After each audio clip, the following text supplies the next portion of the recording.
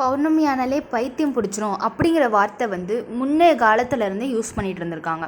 So அதுக்கு பின்னாடி இருக்க சயின்ஸை பற்றி தான் நம்ம பார்க்க போகிறோம். ஏன் அப்படி சொல்லியிருக்காங்க அப்படின்னு பார்த்தீங்கன்னா, நேச்சுரலாகவே மூன், அதாவது நிலா வந்துட்டு ஒரு பெரிய நேச்சுரலான கிரேட் மேக்னெட்னு சொல்லிட்டு இருந்திருக்காங்க.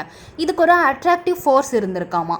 அது மட்டும் இல்லாமல் இந்த மூணால் கடல்களில் வந்துட்டு டைடல் வேவ்ஸை க்ரியேட் பண்ண முடியும். ஸோ இருந்த இடத்துல இருந்தே ஒரு டைடல் வேவ்ஸை ஒரு அட்ராக்டிவ் ஃபோர்ஸ் மூலம் இதால் க்ரியேட் பண்ண முடிஞ்சிருக்கு.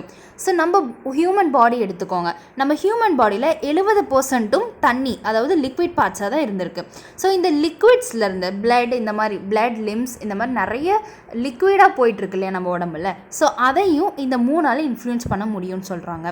ஸோ ஸ்டாட்டிஸ்டிக்கில் என்ன ப்ரூவ் பண்ணியிருக்காங்க அப்படின்னா, நம்ம பாடியில் இருக்க ஃப்ளூயிட்ஸ்லாம் ஃபுல் மூன் அப்போ, அதாவது பௌர்ணமி அப்போ தான் நல்லா மூவ் பண்ண முடிஞ்சிருக்கு அப்படின்னு சொல்கிறாங்க. ஸோ இதனால தான் ஒரு நார்மலாக இருக்க ஹியூமன் பீயிங் இல்லாமல் ஒரு இல் பர்சன், அதாவது லுனாட்டிக்ஸ் அப்படின்னு நம்ம சொல்லுவோம். ஸோ அவங்க மென்டலி இல்லா இருக்கவங்க வந்துட்டு அந்த டைமில் ஒர்ஸ் அட்டாக்ஸ் ஏன் வருது அப்படின்னா, மூன் ஃபுல்லாக இருக்குது. ஸோ மென்டலி இல்லா இருக்க பர்சன்ஸால் அந்த த்ரில்ஸை அவங்களால ஹோல்டப் பண்ணிக்கிட்டு நார்மலாக அவங்களால பிஹேவ் பண்ண முடியும். ஸோ அந்த டைமில் அவங்களுக்கு வந்து இந்த மாதிரி வைல்டரான எபிசோட்ஸ் வந்துட்டு நிறைய நடக்குது.